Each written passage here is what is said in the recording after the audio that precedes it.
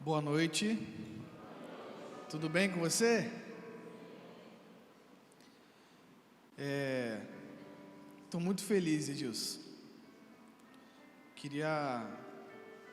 Eu agradeço a Deus por você e pela Cris, pelo coração de vocês.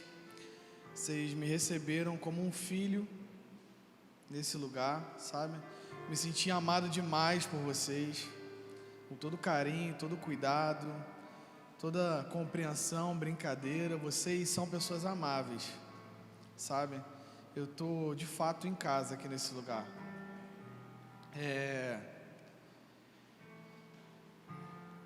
Edilson tem sido um amigo e tem sido um homem pontual nesses dias.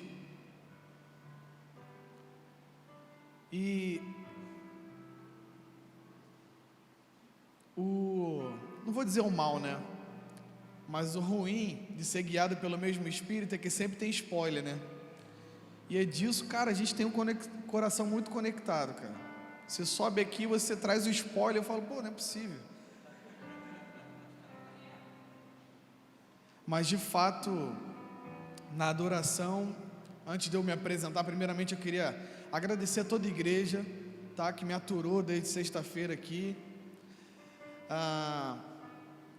Eu trago um abraço da minha casa ministerial, do meu apóstolo, uma pessoa que tem me acompanhado nesses dias aqui e tem orado por vocês também, orado por Edilson, por Cris.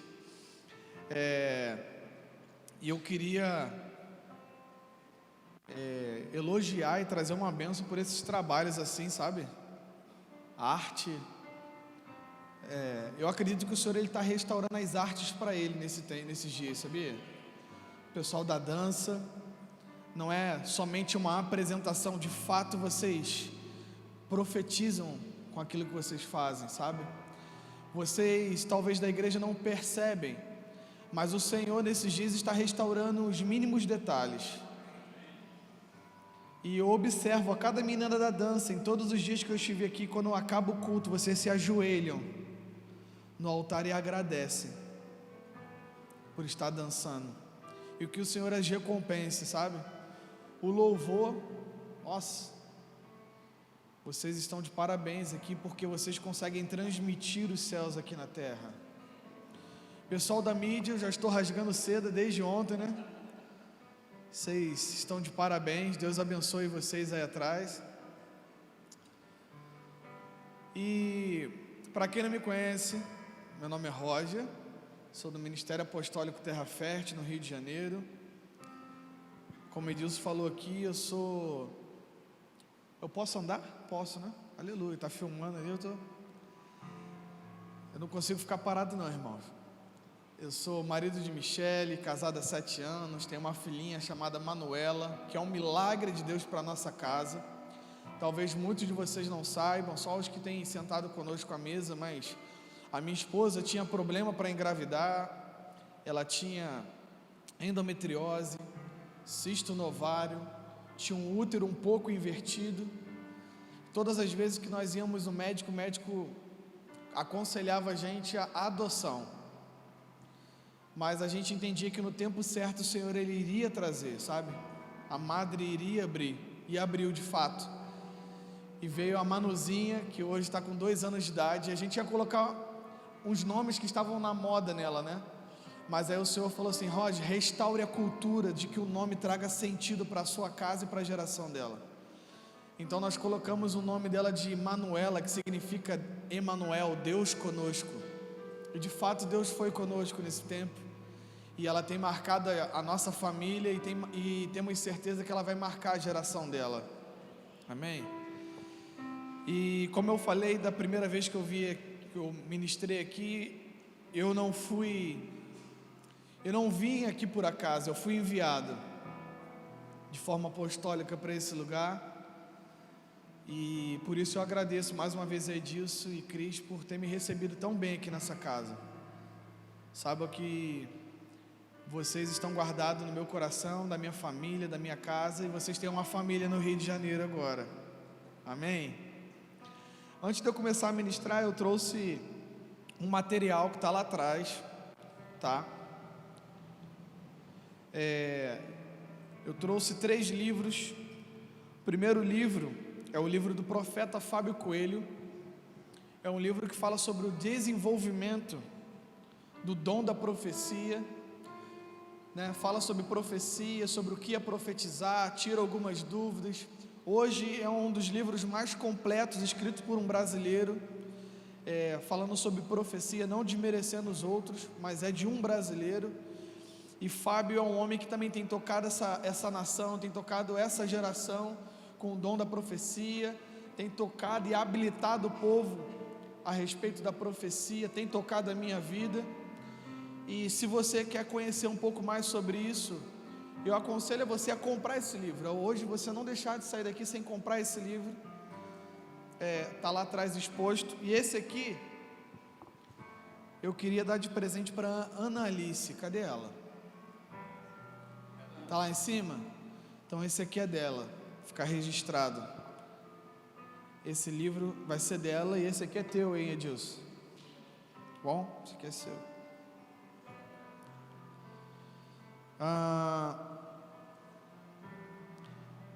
Lá na igreja tem um mestre Felipe Mouta. Ele é um homem do ensino, é um homem que tem se esmerado no ensinar a igreja a ensinar. Então muito daquilo que vocês estão ouvindo eu falar aqui é uma parte do ensino de Terra Fértil que nós temos recebido lá. E ele, vendo um vídeo do Jonathan Nemer na internet sobre Angola, sobre missões na Angola, ele estava já escrevendo o livro e Deus tocou no coração dele para que esse livro que ele estava escrevendo não fosse algo que iria gerar uma renda para ele, mas Deus falou no coração dele: coloque esse livro para ser dedicado à renda dele totalmente a missões da Angola, a apoiar o Jonathan Nemer. Então ele entrou em contato com o pessoal de lá, o pessoal de Angola, da missão lá, Jeová Nissi, né, que é que o Jonathan Nemer estava fazendo parte. E esse livro fala de uma carta ao mundo. É um livro sobre evangelismo, e ele fala que nós somos a carta que o mundo precisa ler, né? Muito mais do que evangelizar com palavras, nós temos que evangelizar com a nossa vida. Então talvez o evangelismo queima no seu coração, missões queima no seu coração. Então você pode fazer missões aqui mesmo de uma pessoa comprando esse livro, porque o seu dinheiro vai ser revertido totalmente para missões em Angola. Uma carta ao mundo. E também o outro livro do mestre Felipe Mouta, é um livro, foi o primeiro livro dele sobre discipulado. É um livro bem completo. Ele conta algumas experiências dele sobre discipulado, né? No discipulado, uma experiência que ele teve de estar discipulando um jovem. E esse livro aqui ele trata sobre um desenvolvimento da prática ou do discipulado, sabe? Fala sobre uma ética no aconselhamento, fala de como funciona o discipulado, o favor de Deus sobre um discipulado eficaz, né? Então, se você tem o desejo de aprender um pouco mais sobre discipulado, porque discipulado é algo que o Senhor Jesus deixou para a gente. Ele falou: ide por todo mundo e fazei discípulos de todas as nações. Então fazer discípulo é algo que Jesus deixou para a gente. Se você quer se aprofundar um pouco mais nesse assunto, tem esse livro aqui falando sobre discipulado e maturidade. Eles estão todos lá atrás e está aceitando cartão também, amém, irmãos? Pode parcelar 60 vezes Casa Bahia aí, fica tranquilo, brincando. Amém? De fato, hoje eu estou sentindo uma unção apostólica sobre esse lugar.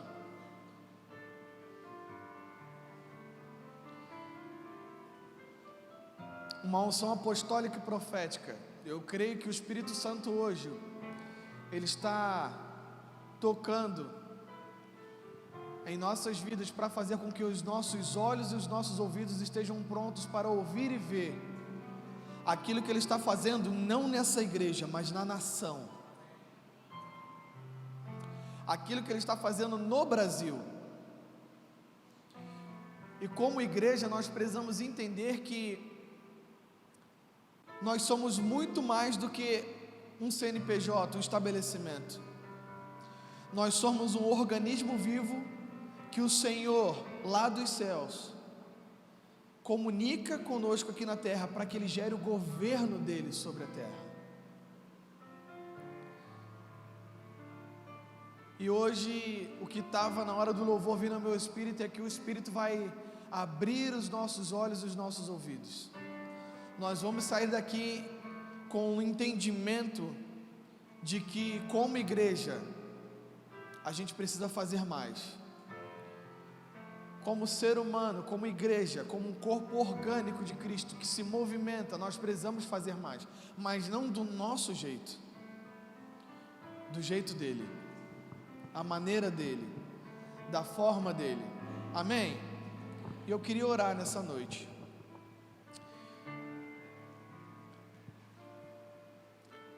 Pai, eu te peço nessa noite que o Senhor venha com um peso, Senhor, da sua presença sobre esse lugar. Pai, eu peço que o Senhor envie os seus anjos, Senhor, sobre esse lugar, e eles tenham liberdade entre nós para fazer, Senhor, e para cooperar conosco naquilo que o Senhor quer fazer. Nós pedimos para que o espírito da profecia esteja liberado sobre o nosso meio, que Ele encontre em nós um coração disponível, Senhor. Eu te peço, Senhor, nessa noite que a nossa mente, o nosso espírito, o nosso corpo venha estar pronto para receber tudo aquilo que o Senhor quer derramar nessa noite. Pai, nós estamos com fome de Ti, nós estamos com sede de Ti, nós estamos apaixonados por Ti. Então, Senhor, nessa noite, sacia a nossa fome, sacia a nossa sede, e nos batiza com o Seu amor, Pai, no nome de Jesus, amém, aleluia. Talvez a ideia que a gente tem sobre profeta é uma ideia equivocada, porque a igreja já foi muito machucada com isso. Talvez a ideia que você tinha ou tem de um profeta é que vai ser um cara barbudo, se veste com pelo de carneiro, come gafanhoto e mel silvestre, aponta o dedo na sua cara, fala os seus pecados, revela os mais íntimos erros seus, faz isso, faz aquilo outro. O profeta é aquele que exorta, é aquele que derruba. Mas esses dias não são dias onde o Senhor está levantando uma voz profética dessa forma. O Senhor está levantando uma voz profética dessa forma, para denunciar sim no pecado, mas para trazer edificação no corpo, para trazer edificação na igreja, para trazer uma exortação. E o intuito da palavra exortação, ou o significado, é encorajar, é trazer para perto.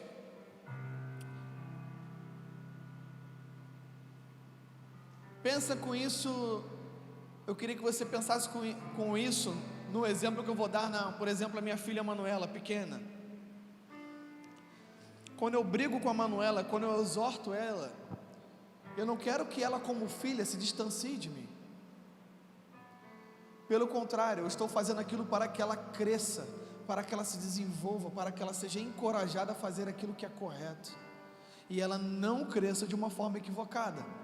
Então, porque por muito tempo os profetas, eles bateram, eles quebraram, eles derrubaram, porque a igreja foi construída sobre muitos fundamentos e valores equivocados.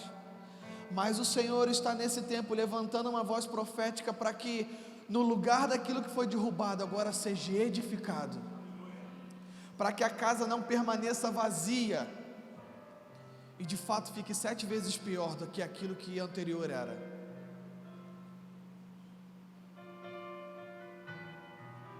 Talvez o profético para você é quando uma pessoa fala assim: vira para o irmão que está do seu lado e profetize para ele.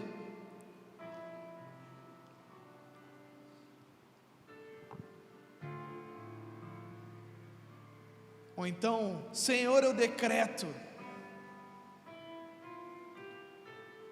Eu quero lhe dizer que o Senhor, Ele não tem compromisso com as nossas palavras. Nós é que precisamos ter compromisso com aquilo que Ele está falando. Então, nessa noite eu quero trazer um ensino, e ao mesmo tempo que eu vou estar trazendo um ensino, eu vou estar confrontando você. Mas esse confronto é para trazer ajustamento, é para trazer vida, é para trazer encorajamento para esses dias que nos esperam. Tudo bem? Até aí tranquilo? Eu acredito na igreja que está se levantando nesses dias. Você perdeu uma boa oportunidade de dizer um amém, mas eu vou falar de novo para você. Eu acredito na igreja que está se levantando nesses dias.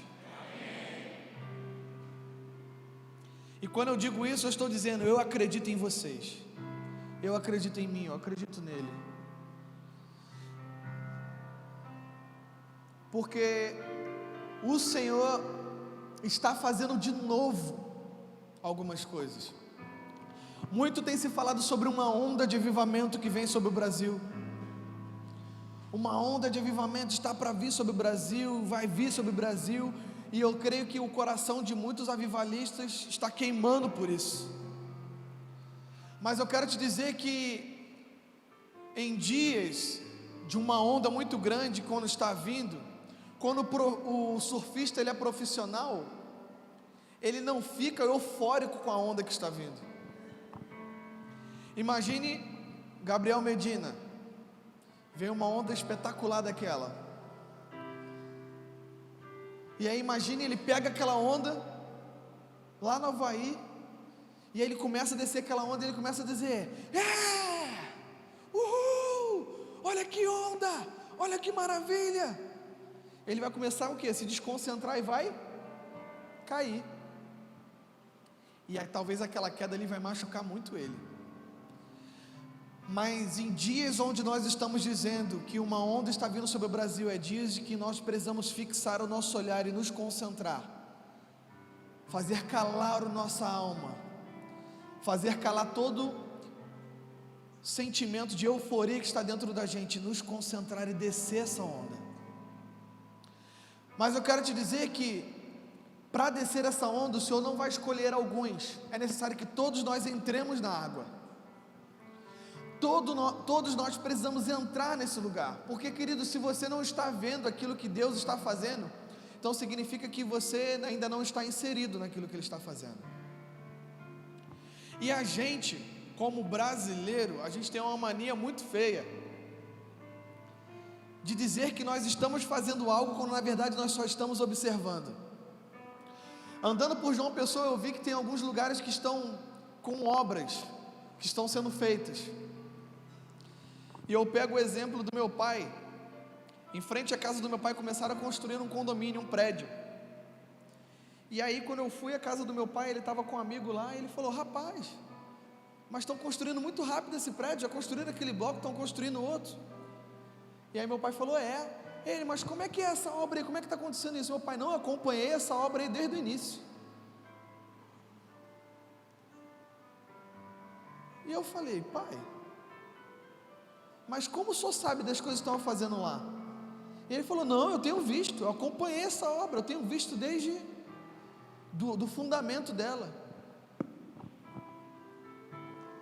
A gente tem mania de apenas falar que está acompanhando algo que está construindo, porque nós estamos observando, mas nós estamos em dias onde o Espírito Santo está dizendo, ei, pare de observar, você é uma ferramenta nessa construção.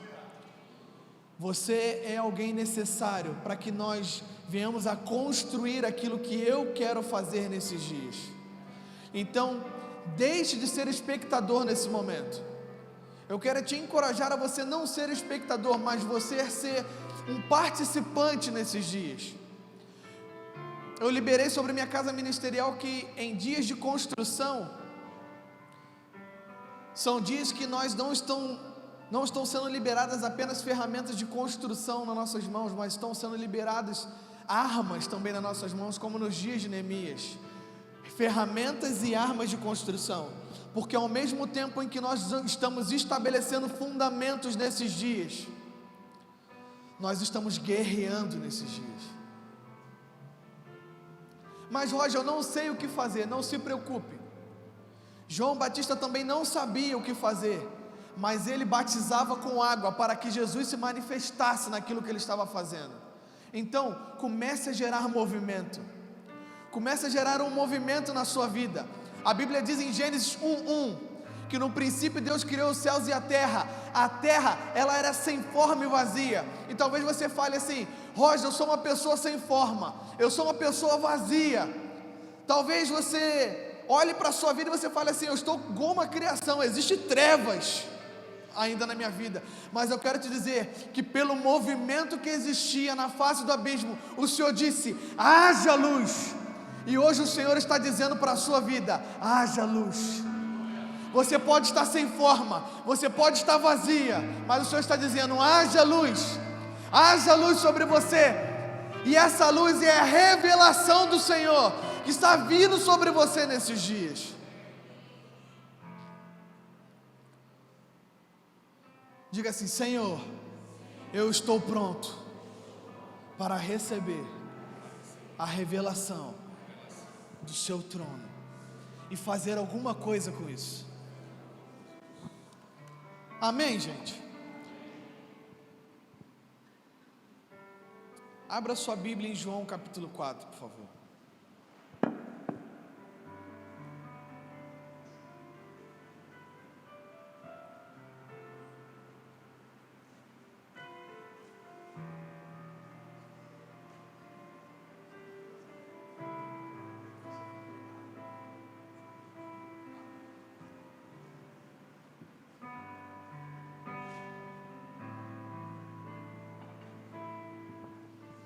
Annalise, você chegou aí?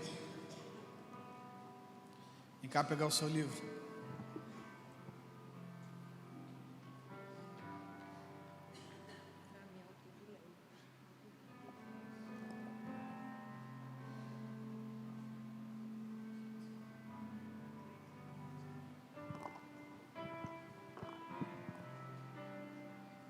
João capítulo 4. Eu sempre costumo dizer isso, mas você provavelmente já leu sobre esse texto várias vezes, mas hoje eu vou mexer um pouquinho com você, amém? Tudo bem, Deus? Você está preparado? Você está preparado? Amém. E diz assim no versículo 1: os fariseus ouviram falar que Jesus estava fazendo e batizando mais discípulos do que João, embora não fosse Jesus quem batizasse, mas os seus discípulos. Quando o Senhor ficou sabendo disso, saiu da Judéia e voltou uma vez mais a Galiléia. Era necessário passar por Samaria. Assim, chegou a uma cidade de Samaria chamada Sicar, perto das terras que Jacó dera ao seu filho José. Ali havia um poço de Jacó. Jesus, cansado da viagem, sentou-se à beira do poço. Isto se deu por volta do meio-dia. Nisso veio uma mulher samaritana tirar a água do poço, e disse-lhe Jesus: dê-me um pouco dessa água, porque os seus discípulos tinham ido à cidade comprar comida. E a mulher samaritana lhe perguntou: como você, sendo um judeu, pede a mim, uma samaritana, água para beber? Pois os judeus não se davam bem com os samaritanos. E Jesus lhe respondeu: se você conhecesse o dom de Deus e quem está lhe pedindo água, você lhe teria pedido e ele lhe teria dado água viva. E disse a mulher: o Senhor não tem como tirar essa água, o poço é muito fundo. Onde pode conseguir essa água viva? Acaso o Senhor é maior do que o nosso pai Jacó, que nos deu esse poço, do qual ele mesmo bebeu, bem como seus filhos e os seus animais? E Jesus respondeu: quem beber dessa água ainda terá sede outra vez, mas quem beber da água que eu lhe der nunca mais terá sede. Ao contrário, a água que eu lhe der se tornará nele uma fonte, se tornará nele uma fonte, se tornará nele uma fonte de água a jorrar para a vida eterna. E a mulher lhe disse: Senhor, dê-me dessa água, para que eu não tenha mais sede e nem precise voltar aqui para tirar água. E ele lhe disse: vá, chame o seu marido e volte. Não tenho marido, respondeu ela. E disse Jesus: você falou corretamente, dizendo que não tem marido. O fato é que você já teve 5, e o homem com quem você agora vive não é o seu marido. O que você acabou de dizer é uma verdade. E disse a mulher: Senhor, vejo que és profeta. Nossos antepassados adoraram nesse monte, mas vocês judeus dizem que Jerusalém é o lugar onde se deve adorar. E Jesus declarou: creia em mim, mulher, está próxima a hora em que vocês adorarão ao Pai, nem neste monte e nem em Jerusalém. Vocês samaritanos adoram o que não conhecem, nós adoramos o que conhecemos, porque a salvação vem dos judeus. No entanto, está chegada a hora, e de fato já chegou, em que os verdadeiros adoradores adorarão o Pai em espírito e em verdade. São esses adoradores que o Pai procura. Deus é espírito, e é necessário que seus adoradores o adorem em espírito e em verdade. E disse a mulher: eu sei que o Messias, chamado Cristo, está para vir, e quando ele vier, explicará tudo para nós.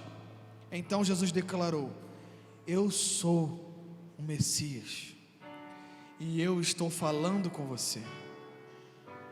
Naquele momento os discípulos voltaram e ficaram surpresos ao encontrar conversando com uma mulher, mas ninguém perguntou: que queres saber? Ou por que está conversando com ela? Então, deixando o seu cântaro, a mulher voltou para a cidade e disse ao povo: venham ver um homem que me disse tudo aquilo que eu tinha feito. Será que ele não é o Messias? Então saíram da cidade e foram para onde ele estava. Enquanto isso, os discípulos insistiam com ele: mestre, come alguma coisa. Mas ele lhes disse: tenho algo para comer que vocês não conhecem. Então os seus discípulos disseram uns aos outros: será que alguém lhe trouxe comida? E disse Jesus: a minha comida é fazer a vontade daquele que me enviou e concluir a sua obra. Vocês não dizem: daqui a 4 meses haverá colheita? E eu lhes digo: abram os olhos e vejam. Os campos, eles já estão maduros para a colheita. Aquele que colhe já recebe o seu salário e colhe o fruto para a vida eterna, de forma que se alegram juntos que semeiam e o que colhe. Assim é o verdadeiro o ditado: um semeia e o outro colhe. Eu os enviei para colherem o que vocês não cultivaram, e outros realizaram um trabalho árduo, e vocês vieram usufruir do trabalho deles. 39. Muitos samaritanos daquela cidade creram nele por causa do seguinte testemunho dado pelaquela mulher: ele me disse tudo o que tenho feito. Assim, quando se aproximaram dele, os samaritanos insistiram que ele ficasse com eles, e ele ficou na cidade por 2 dias. E por causa disso, da sua palavra, muitos outros creram.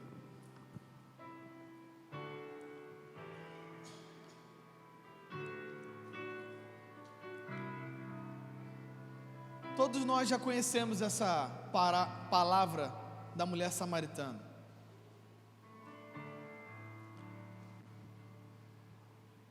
O que precisa começar a intrigar a gente é o porquê ela ia pegar água ao meio-dia. E a próprio texto lhe responde isso. Porque aquela mulher já havia tido 5 maridos. E o marido que ela vivia não era dela. Então pensa numa região de deserto. Quando a gente vai em Israel, a gente passa pelo deserto da Judéia, e a gente vê que se João Pessoa é quente, gente, você pensa assim, duplicado, calor exaustivo. Agora você pega esse calor exaustivo e coloca ao sol de meio-dia na cabeça. Então, todo mundo que mora numa região de deserto, pelo fato do poço não ser próximo à cidade, o poço é sempre fora da cidade, o que ele faz? Ele espera o sol ficar ameno, para ele começar a caminhar em direção àquele poço, que era distante, fora da cidade, como esse poço fala aqui, né, que Jesus encontrou com ela fora da cidade, porque depois ela volta à cidade, para falar com os moradores da cidade, então o poço era fora, então era um poço distante, e o povo, imagine você pegando um cântaro pesado com água, colocando no ombro ou na cabeça, ou seja lá onde for, e você ao sol de meio-dia num deserto, você indo levando. Então ninguém ia tirar água nesse horário. Então por que essa mulher ela ia nesse horário tirar água? Pela vergonha. Porque talvez todo mundo fosse um determinado horário onde o sol estava um pouquinho mais baixo tirar água. Imagine se ela fosse ali naquele horário. Ela não, pelos pecados dela, ou por aquilo que ela fazia, ela não ia conseguir olhar nos olhos das pessoas. Ela tinha vergonha. Então a Bíblia fala que Jesus passou por Samaria, passou do lado daquele poço, parou, sentou, e fala que uma mulher no horário de meio-dia, onde um horário que ela achava que não ia ter ninguém lá, que ela não ia encontrar com alguém que ia olhar para ela, ela foi nesse horário. Quando ela chega lá, Jesus pede água para ela,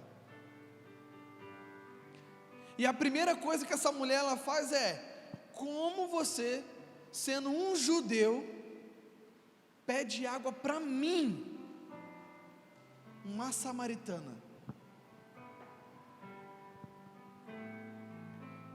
E Jesus ele começa um diálogo com aquela mulher. Quando Jesus começa um diálogo com aquela mulher, ele fala: olha, se você soubesse quem está te pedindo água, você me pediria água, eu te daria uma água que você nunca mais ia sentir sede. E ela fala assim: tudo bem, mas o poço é fundo, eu tenho a ferramenta para tirar água do poço, você não tem, e que tipo de água é essa que você está me oferecendo? Você é maior do que o nosso pai Jacó, que construiu esse poço? E ele fala: meu querida, eu te daria uma água viva para beber, e do seu interior fluiriam rios de água viva. E ela fala assim, ela começa a ficar impactada com aquela mensagem que ela está recebendo, e fala: então me dá dessa água. E o que ele fala? Então chama o seu marido. Aquela mulher, ela tinha tudo para falar para Jesus assim: tudo bem, eu vou chamar ele. Ela tinha tudo para poder mentir para Jesus, falar assim, quem ele era um judeu. Tá, peraí, então guarda um pouquinho que eu vou chamar ele, a gente vai beber dessa água. Mas naquele momento, ela conseguiu tirar toda a armadura que estava dentro dela, e falar assim: eu não tenho marido. E aí Jesus falou assim: você falou a verdade, porque você já teve 5, o que você está agora não é seu. E ela falou assim: vejo que és profeta. E a partir desse momento, ela esquece sobre a água, e ela fala sobre a adoração. Ela já entra num assunto nada a ver. Olha, vocês judeus falam que tem que adorar em Jerusalém, a gente fala que tem que adorar aqui. E Jesus fala: olha, nem aqui nem acolá. O que importa é que está chegando a hora, e já chegou, que os verdadeiros adoradores vão adorar o Pai em espírito e verdade. E ela muda de novo de assunto, e ela fala assim: nós cremos que o Messias está por vir. E Jesus vira para ela e fala assim: mulher, eu sou o Messias. na Bíblia, não tem outro lugar onde o Senhor se revelou para uma pessoa dizendo: eu sou o Cristo, eu sou o Messias. E aquela mulher, ela creu, e a primeira coisa que ela fez, o que ela fez? Foi à cidade, e falou: olha, alguém disse tudo aquilo que eu estava vivendo, e eu acho que ele é o Messias, eu acho que ele é o Cristo. E fala que a cidade foi com ela para ver quem era esse negócio. Agora perceba, como pode uma mulher que tinha vergonha de pegar água com as pessoas, agora que ela teve um encontro com Jesus, um encontro com o Messias, ela larga o seu cântaro e ela sai correndo para a cidade, não mais de cabeça baixa, mas de cabeça erguida, dizendo: olha, eu acho que eu sei quem é o Messias, e ele está aqui. Por que eu repeti toda essa história para você? Porque nós vamos começar a esmiuçar ela em parte, mas a primeira coisa que eu quero dizer para você é: nós precisamos ter um encontro real com Jesus. Nós precisamos ter um encontro real com Ele. Nós precisamos ter uma experiência real com Ele. Eu não quero que você viva uma experiência com Deus por aquilo que eu vivi, ou por aquilo que eu estou vivendo. Eu não quero que você tenha uma experiência real com Ele por aquilo que o pastor Edilson está vivendo. Eu quero que você tenha a sua própria experiência com Ele. Eu quero que você tenha os seus próprios testemunhos. Eu quero que você tenha o seu próprio relacionamento com Ele. Aí você fala assim: mas Jorge, como o Senhor ele vai me aceitar? A Bíblia fala lá em Jeremias: buscar-me-eis e me achareis, quando me buscardes de todo o vosso coração. E aí ele continua: e eu vou me deixar ser achado por vocês. Quando eu leio esse texto, a única coisa que eu penso é eu brincando com a Manuela. Quando eu chego em casa, a Manuela fala assim: papai, vamos brincar? Vamos. E ela adora brincar de pique-esconde. Adora, pique-esconde e pique-pega. E aí eu fico contando para ela: 1, 2, 3, 10, lá vou eu. E aí eu vou procurar ela e eu acho ela. E ela: agora eu. E ela começa a contar. Aí sabe o que eu fiz? Fui para trás da cortina e fiquei. Irmão, ela ficou, ó. Aí minha esposa me advertiu, falou: ô Roger, vai brincar de pique-esconde com a menina, tem que se esconder fácil para ela poder te achar. Aí eu falei: mas eu aprendi desde pequeno que pique-esconde a graça é não ser achado. É ou não é? Quando a gente é criança, quando a gente é adolescente, no acampamento dos jovens agora, gente, eu sou jovem, ok? Tenho cabelo branco, mas meus cabelos brancos são desde os 16 anos de idade, mas eu tenho 31 anos, Edilson falou a idade dele também, então posso falar a minha. Tenho 31 anos de idade, e no último acampamento que a gente teve agora, acho que foi mês de agosto ou setembro, eu brinquei de pique-esconde com a juventude. Aleluia. Renúncia? Não, não é renúncia não, é brincadeira, aleluia. E aí, a graça é não ser encontrada, é ou não é, galera da juventude aí?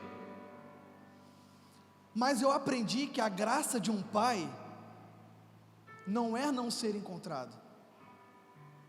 Enquanto nós somos jovens ou somos imaturos, a nossa graça é sempre se esconder. Mas no momento em que nós nos tornamos pais, a nossa graça é ser encontrada. E aí eu mudei a brincadeira com a minha filha. Quando eu me escondia atrás da cortina, agora eu deixava o pé do lado de fora. E ela abria a cortina e falava: achei! E ficava feliz, fazia festa. Eu pegava ela no colo e o Espírito Santo me lembrou desse texto. Falou: me buscar-me-eis e me achareis quando me buscar de todo o vosso coração. E diz: e eu vou me deixar ser encontrado. O Senhor, nessa noite, Ele está se deixando ser encontrado por nós. Flua, Espírito. Nós queremos te encontrar, Senhor. Nós queremos te encontrar de todo o nosso coração, Senhor, nessa noite. Nós queremos ter um encontro contigo.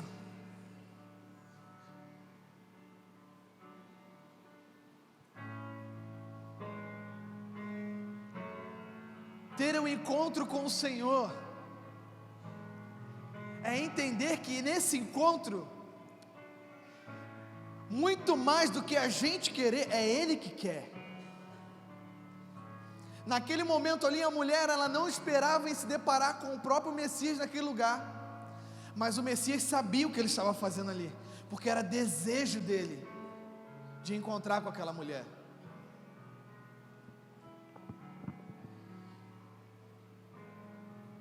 E no momento em que aquela mulher, ela tem um encontro com Jesus, algumas coisas começam a acontecer na vida dela. A primeira coisa que começa a acontecer na vida dela é os olhos delas começam a ser abertos, os olhos delas se abrem. Era uma mulher que num primeiro momento olhou para Jesus e falou assim: como você, sendo um judeu, pede a mim, uma samaritana, água para beber? Mas olha como o Senhor, Ele faz. A nossa visão, quando Ele abre, ela começa a ser progressiva. Daqui a um tempo, conversando com Ele, ela fala assim: vejo que és. E ela continua conversando com Ele, depois olha para Ele e fala assim: tu és o Messias. Ou seja, ela iniciou esse papo com Jesus, enxergando Ele como um judeu, mas a visão dela foi sendo progressiva. Ela continua olhando para Ele, e ela olha para Ele e enxerga Ele como profeta. E daqui a pouco ela continua tendo esse relacionamento com Ele, ela começa a enxergar Ele como Messias, como o Cristo. Então a primeira coisa que a gente aprende quando a gente tem um encontro com Jesus é que a nossa visão é aberta, e nós temos uma visão progressiva daquilo que Ele é e como Ele se revela. E essa revelação de Deus para a nossa vida fala de fases que nós vivemos com Ele. Então talvez o Senhor, Ele está te encontrando nessa noite e você está enxergando Ele apenas como um homem. Mas conforme essa palavra vai entrando e tocando no seu coração, isso vai gerando um fogo dentro de você, aonde você começa a entender que as palavras que eu estou falando aqui nesse microfone estão sendo impulsionadas por Ele, estão atingindo em cheio no seu coração como uma flecha. E você começa a entender: olha, Ele está falando coisas que Ele não sabia e está atingindo o meu coração. Mas eu quero te dizer que hoje você vai sair dessa noite enxergando a Ele como um Messias que está voltando, como um Cristo. A segunda coisa que essa mulher aconteceu na vida dela é: as suas dores foram curadas. Aquela mulher, ela não ia até a cidade, ou não ia pegar poço com os moradores da cidade, porque ela tinha vergonha. Mas no momento em que ela teve um encontro com o Senhor, ela fala assim: vai lá e chama o seu marido. E como eu falei, ela poderia ter mentido ali, ela poderia falar: tudo bem, eu vou lá chamar. Mas ela decidiu, a partir daquele encontro, ter uma vida de transparência com Ele. Era como se ela estivesse falando: ó, se eu já estou aqui, então eu vou me entregar por inteiro. Não vai haver nada dividido dentro de mim. Eu não vou apenas dizer que tenho, por ser uma máscara, por querer estar bem diante da sociedade, mas de fato eu vou entregar e abrir o meu coração dizendo: eu sou isso aqui. E ela falou: eu não tenho marido. E Jesus fala para ela: isso é verdade.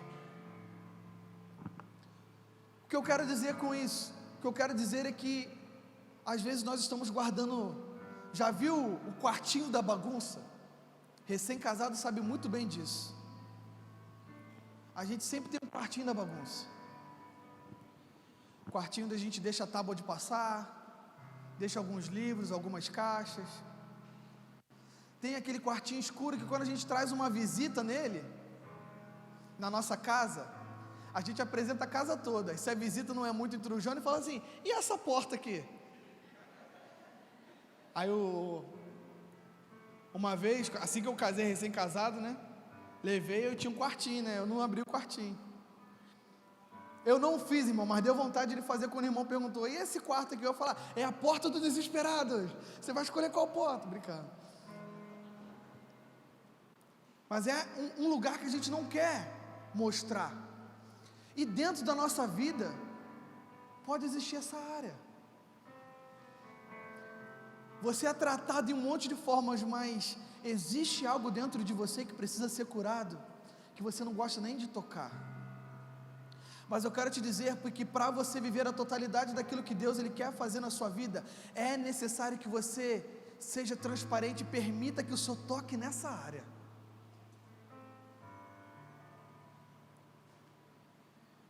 Permita que Ele entre com a luz dele lá naquele cantinho.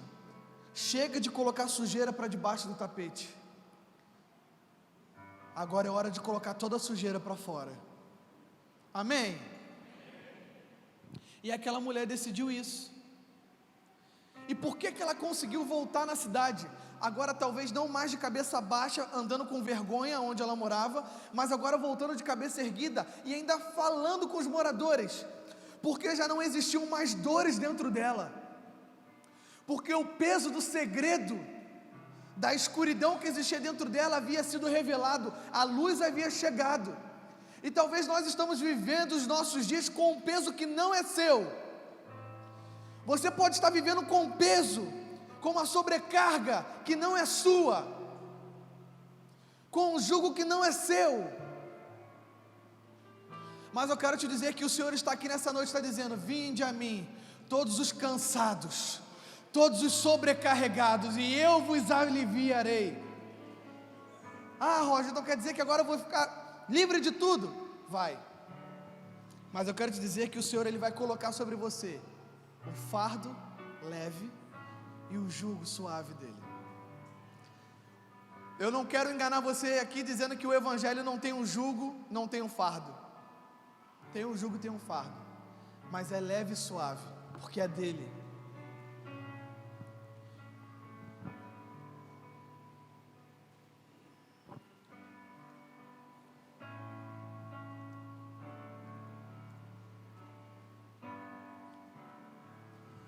No partir do momento que aquela mulher ela foi curada, eu vou entrar nesse terceiro ponto agora. Aquela mulher, ela se tornou uma testemunha. Diga, testemunha. Por quê? Porque quando ela teve um encontro com Jesus e Jesus mostrou realmente aquilo que ela era, ela passou a testemunhar daquilo que ele havia feito. E qual é a característica de uma testemunha? Ela precisa ter visto ou ouvido alguma coisa. É ou não é? Deus que nos livre e guarde. Mas vamos dizer, acontece um acidente ali na frente. Aí tinha alguém passando na rua e viu aquilo que aconteceu. Quando chegarem as autoridades, o que as autoridades vão fazer? Você viu o que aconteceu? Vi. Então vem cá que você vai ser testemunha. Agora, nós estamos todos aqui dentro. A gente viu alguma coisa? Podemos ser testemunhas disso? Porque a qualidade de uma testemunha é que ela viu ou ouviu alguma coisa. E aquela mulher, ela viu e ouviu aquilo que o próprio Senhor se revelou para ela. E aí ela foi habilitada a retornar à cidade e falar daquilo que ela viu e ela ouviu. A Bíblia fala em Atos, capítulo 1, versículo 8, só para você anotar, é Jesus dizendo para eles assim: mas vocês vão receber poder do céu, quando vier do alto o Espírito Santo sobre vocês, e vocês serão minhas testemunhas, tanto em Jerusalém, quanto na Judéia, Samaria e até os confins da terra. Ou seja, o poder de Deus, quando vem sobre a nossa vida, Ele nos habilita. Nos habilita a quê? A ser uma testemunha. E o que era ser uma testemunha? É ouvir e ver alguma coisa. E o que é essa alguma coisa? É o próprio Senhor. Então, quando o Espírito Santo ele vem sobre a nossa vida, Ele nos habilita. Diga assim: o Espírito me habilita. O Espírito ele nos habilita a ser uma testemunha. E aí ele fala que ele nos habilita a ser uma testemunha e fala sobre ambientes de legitimidade. Primeiro em Jerusalém, depois em Judéia e Samaria, e depois até os confins da terra. Isso fala de núcleos de legitimidade. Então, talvez hoje seu coração esteja queimando pela África, Mas você é legítimo no evangelismo dentro da sua casa? Você evangeliza em João Pessoa? Eu não sou contra o movimento dos jovens que acontecem nas praças. Mas eu conheço alguns jovens que na igreja eles ficam assim, ó. E quando está no movimento da praça, está pulando, está gritando, está batendo mão, está pulando de peito no outro, é Jesus, é Jesus, é Jesus, que agora é tudo em inglês, né? Jesus, é Jesus, Jesus. Mas dentro da casa não é legítimo. Quando o Espírito Santo ele vem sobre você, ele te habilita, mas ele também te gera dentro do ambiente de legitimidade. E eu quero te dizer que o primeiro ambiente de legitimidade, a sua Jerusalém, é a sua casa. Não adianta você estar fazendo nada aqui na igreja se você não tem um ambiente de legitimidade seguro para você operar. Eu vim do Rio de Janeiro, irmãos, desde sexta-feira eu estou com muita saudade da minha casa. Mas eu entendo, Edilson, o que eu vim fazer aqui. E a todo momento o Edilson e a Cris têm acompanhado, eles sempre perguntam por Michele, e eu sempre falo, Michele está sempre mandando mensagem, fica tranquilo, nós estamos bem, Manu já almoçou, estamos indo deitar, todo momento ela está me tranquilizando, por quê? Porque a minha casa me torna legítimo para aquilo que eu estou fazendo. Então a sua primeira Jerusalém é a sua casa. O Espírito Santo vem sobre você, ele te habilita a ser uma testemunha, mas o primeiro ambiente de legitimação é a sua casa. Então, se você não está com a sua casa arrumada, não venha me dizer que você está cheio do Espírito. Balela.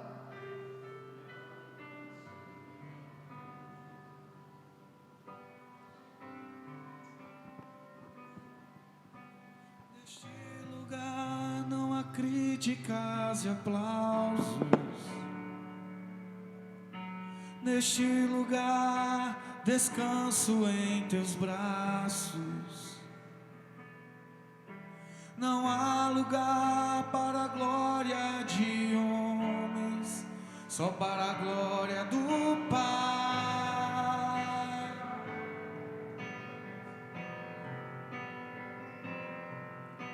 E quando fecho a porta do meu quarto, eu abro a porta do meu coração e expresso a ti todo o meu amor em adoração.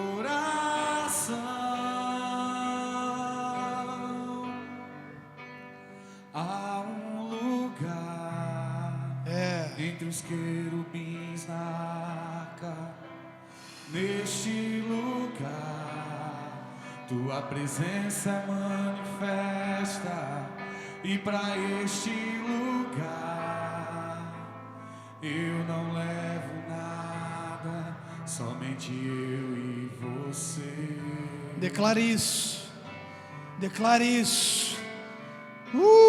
Há um lugar entre os querubins na arca.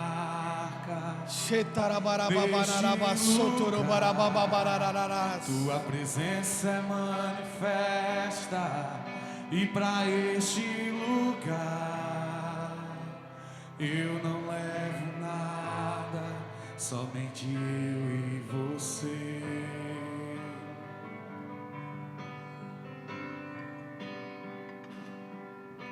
Neste lugar não há críticas e aplausos. Neste lugar descanso em teus braços. Não há lugar para a glória de homens. Vamos, libera esse ambiente que está dentro de você aqui nesse lugar. Vamos encher esse lugar. Enche esse lugar de adoração. Vamos, vamos.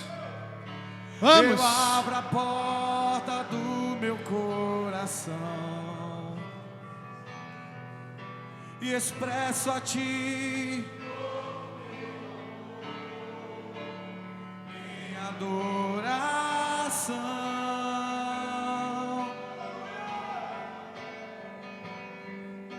E quando fecho a porta,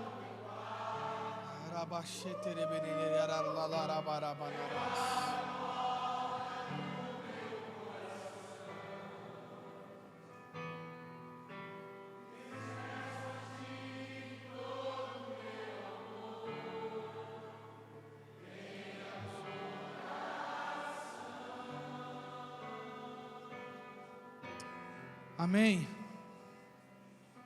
Senta aí.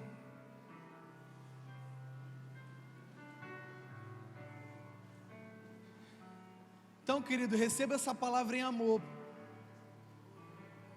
O Senhor está falando com você, ajuste a sua casa. O segundo ambiente de legitimidade é conjunto. É Judeia, Samaria. Isso fala de trabalho e igreja. Nós precisamos gerar uma conciliação do nosso trabalho e da nossa igreja.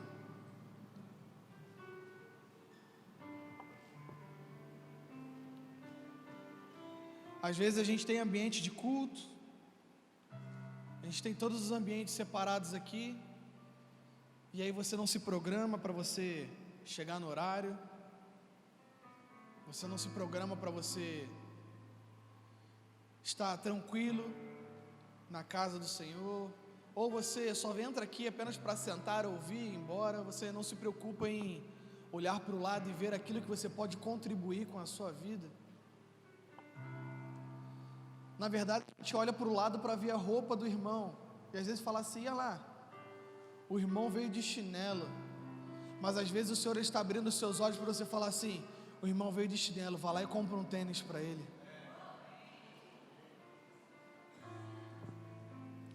E ela, irmã, como é que se maqueia? Parece a Rosicléia.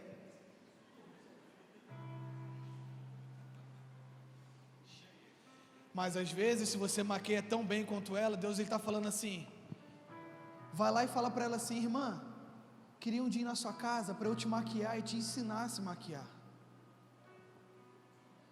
Sabe o que nós precisamos fazer? É parar de sermos críticos com o corpo de Cristo e passarmos a ser participantes.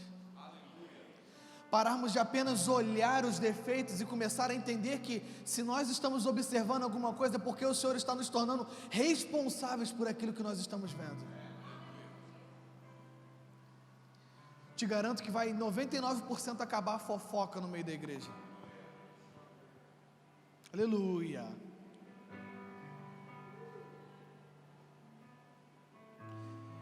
Como eu falei, a gente está aqui para trazer ensino, mas para confrontar espíritos, amém, irmãos? E o trabalho? Você passa tanto tempo na igreja orando para Deus te dar um trabalho. Aí quando Deus te dá o trabalho, você às vezes arruma N pretextos para não vir à igreja porque você está cansado pelo trabalho que Ele te deu. Caramba, hein?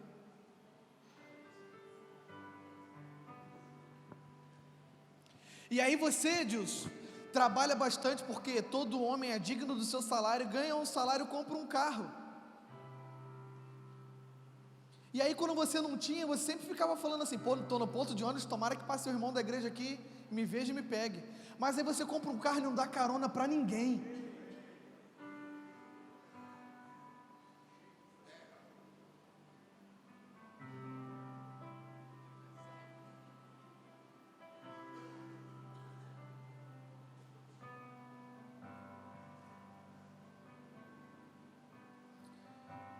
Precisa existir uma metanoia na nossa mente.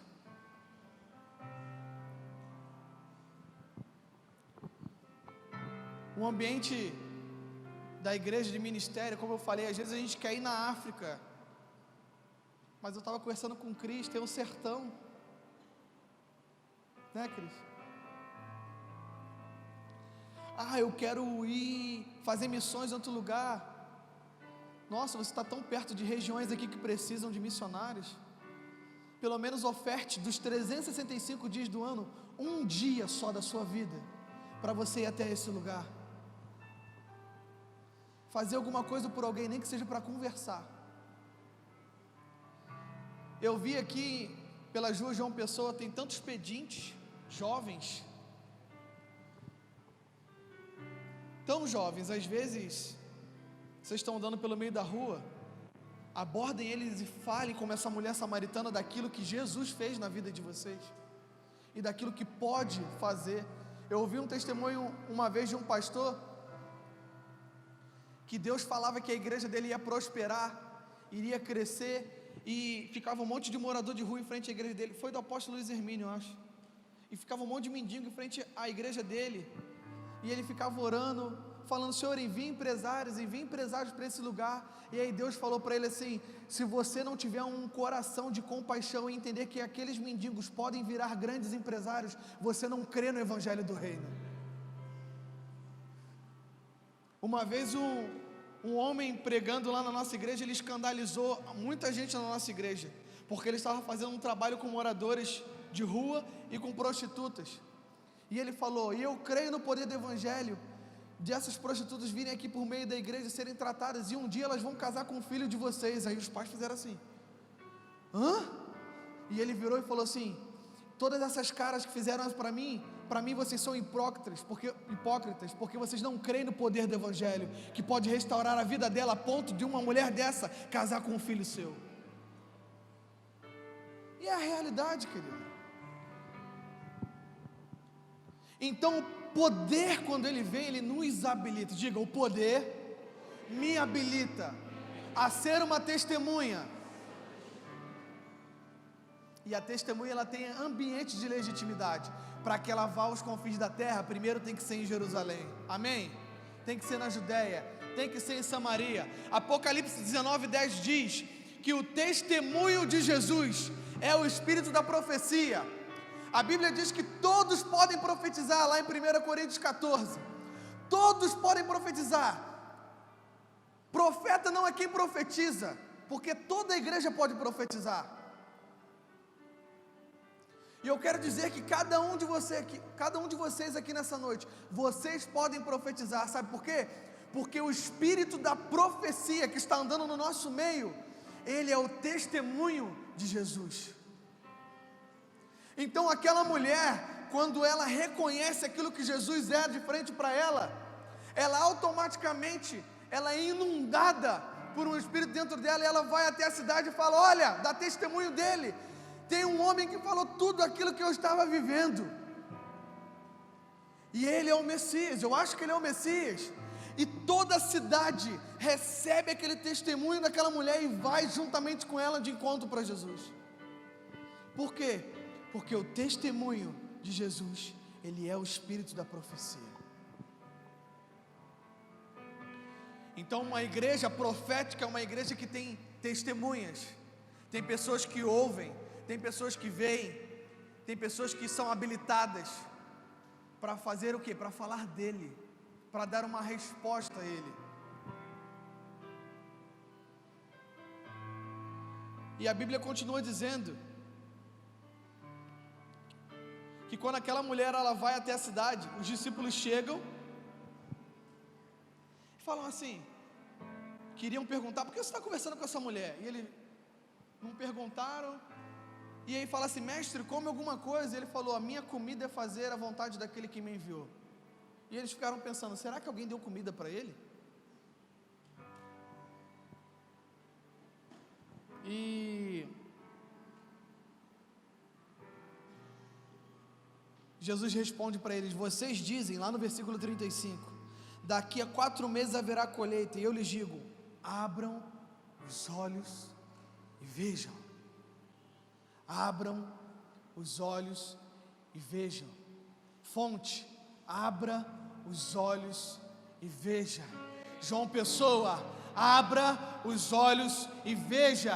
Brasil: abra os olhos e vejam.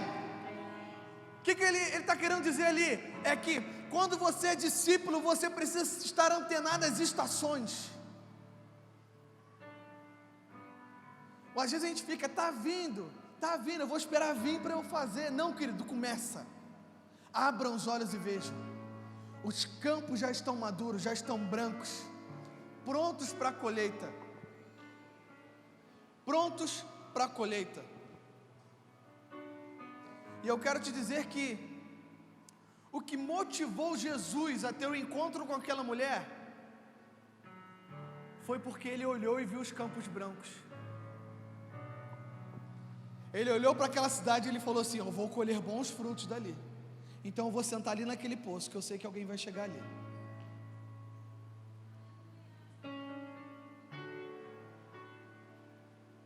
Os campos já estão brancos, já estão maduros. Sabe por quê? Porque a maturidade, ela atrai o favor de Deus. Maturidade atrai o favor de Deus. Jesus, quando ele atingiu 30 anos de idade, que é a idade de um judeu maduro, ele foi a João Batista para ser batizado no Jordão. E quando ele passou pelo Jordão, e Jordão fala de maturidade. Se você for reparar e ler na Bíblia, toda vez que o povo de Deus ia conquistar alguma coisa, ou ia se desenvolver para alguma coisa, ou ia fazer alguma coisa, passava pelo Jordão. Jordão fala de lugar de maturidade, fala que quando Jesus, ele é batizado, e ele se levanta, os céus se abrem. Os céus se abrem para o filho maduro que foi batizado e levantou, e fala que o Espírito o habilita.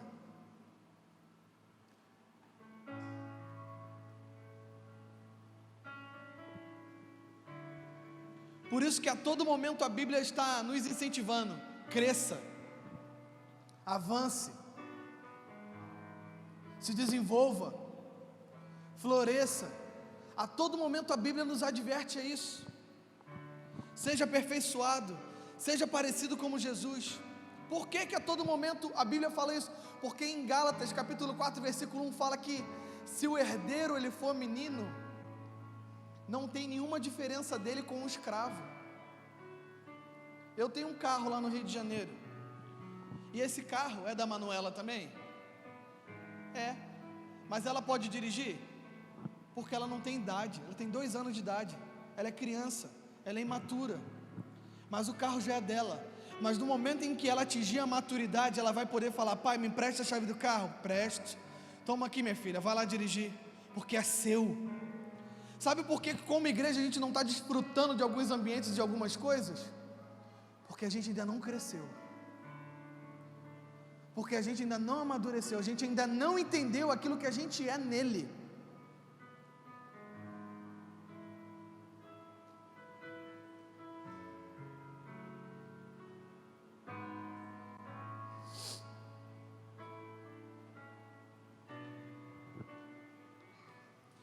A motivação de Jesus para entrar naquela cidade é porque ele olhou e viu os campos maduros. Mas a mulher foi a porta de entrada para ele poder entrar na cidade. Ele olhou e viu os campos maduros. Ele: opa, os campos estão brancos. E aí ele falou: como é que eu vou entrar naquele lugar? Eu preciso de alguém. Parou do lado de um poço, de uma fonte. E aquela mulher foi a porta de entrada para Jesus naquela cidade. E eu quero fazer aqui uma simbologia da mulher. Vá comigo lá em Gênesis, pensa comigo. Adão e Eva, eles estavam lá no jardim do Éden. E a serpente, que a Satanás utilizou de persuasão com uma mulher, e através da mulher ele acessou o jardim. A serpente persuadiu a mulher e acessou o jardim pela mulher. Jesus, em João capítulo 4, queria entrar na cidade, e ele fez a mesma coisa que em Gênesis. Ele olhou para a mulher e utilizou a mulher para entrar na cidade.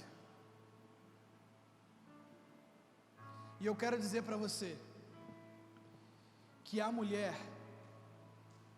ela tem a simbologia de igreja na Bíblia. Acho que você ainda não entendeu. A mulher na Bíblia significa igreja. Isso. Para Jesus entrar em João Pessoa,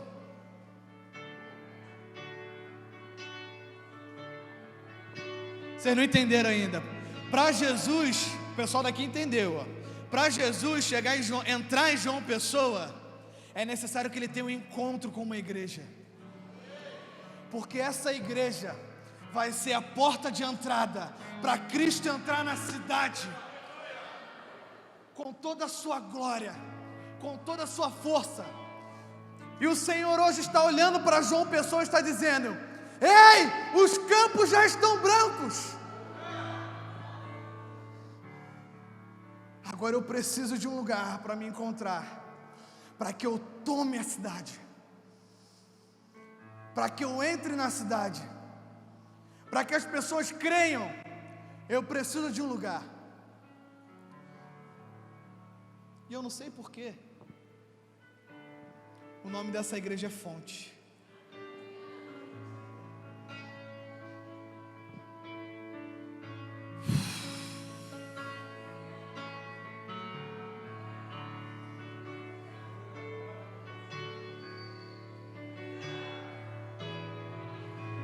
Levantai, ó portas, as vossas cabeças.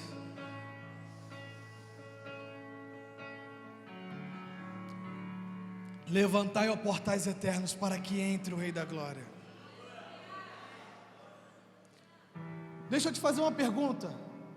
Porta tem cabeça? Diga assim: eu sou um portal. Olha para o alto, porque você é uma porta e você tem cabeça. Olha para o alto, fala assim: Senhor, eu sou um portal. Entre pela minha vida em João Pessoa. Utilize a minha vida como uma porta para acessar a cidade. É! Jesus, o Rei da Glória. É! Eu abro meu coração. Eu abro meu coração para que... Isso. É!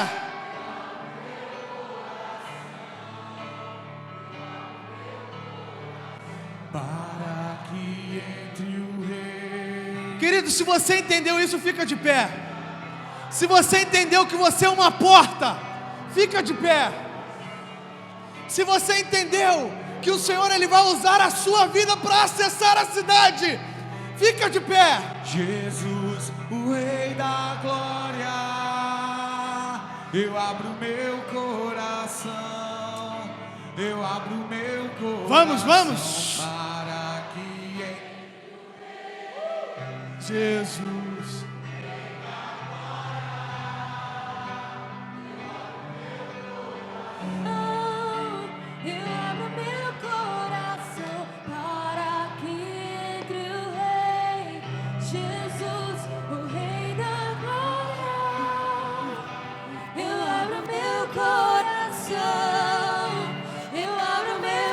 Vamos, você pode mais, vamos.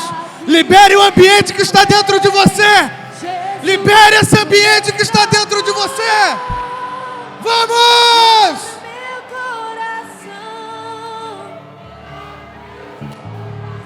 Para que entre o Rei, Jesus, o Rei da Glória.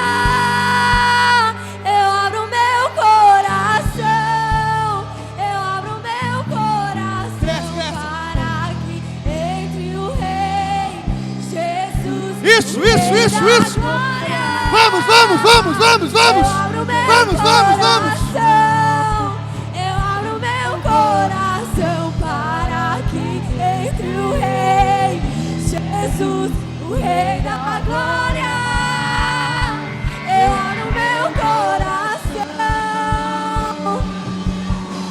Quem é o Rei da Glória? Quem é o Rei da Glória? É Jesus. Ele é o Rei, Ele é o Rei.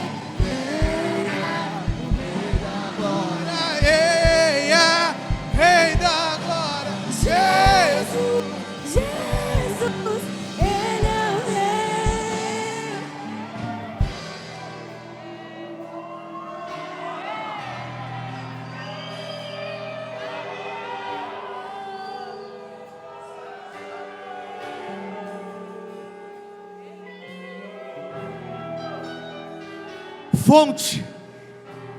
Hoje eu te dou as chaves do céu. Tudo que ligar na terra terá sido ligado no céu. Tudo que desligar na terra terá sido desligado nos céus.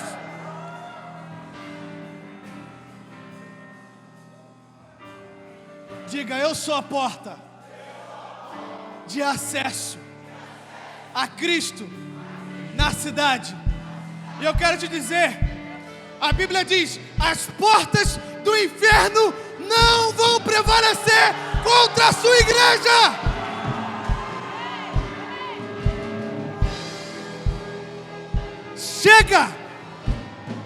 Chega de ser uma igreja reativa. Chega de ser uma igreja apenas que fica com o escudo, apenas se defendendo dos dardos do inimigo. Quando a Bíblia diz que as portas do inferno não vão prevalecer, é porque hoje o Senhor está entregando uma espada, está entregando uma arma na mão da igreja, e nós vamos avançar, e conquistar esses territórios. Nós vamos ser uma igreja ativa. Nós vamos ser uma igreja ativa. Uma igreja que vai tomar territórios.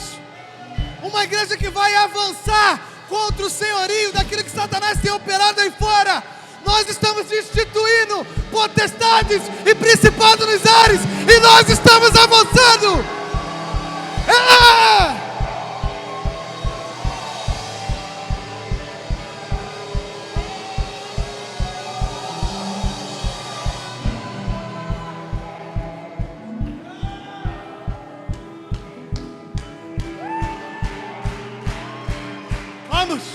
Vamos!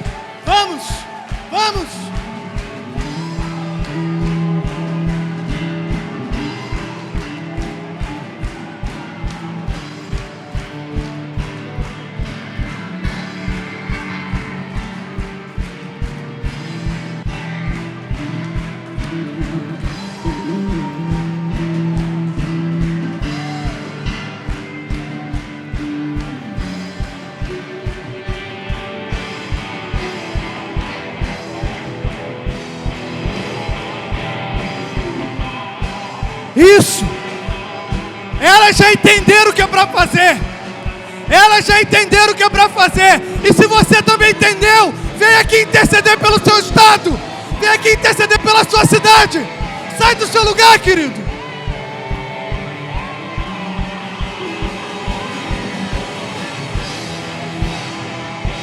Vem!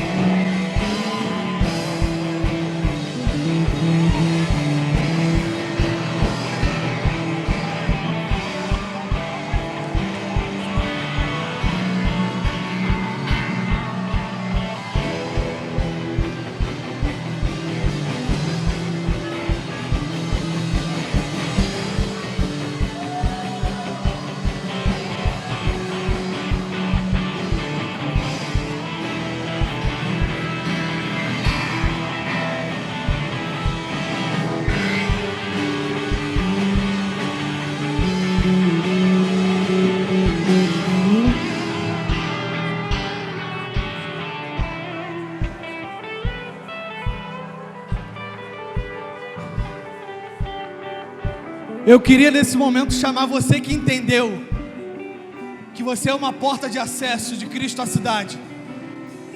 Eu quero que você saia do seu lugar e você venha aqui na frente, que nós vamos estar orando por você. Sai do seu lugar. Nós somos uma igreja ativa. Saia do seu lugar.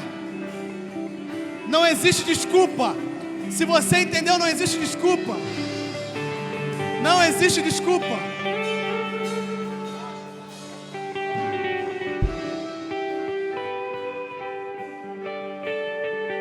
Se você entendeu, não existe desculpa. Vem aqui à frente, querido. Não seja um observador, seja um participante daquilo que Deus está fazendo. O Senhor está levantando remanescentes de João Pessoa. O Senhor está levantando remanescentes em João Pessoa.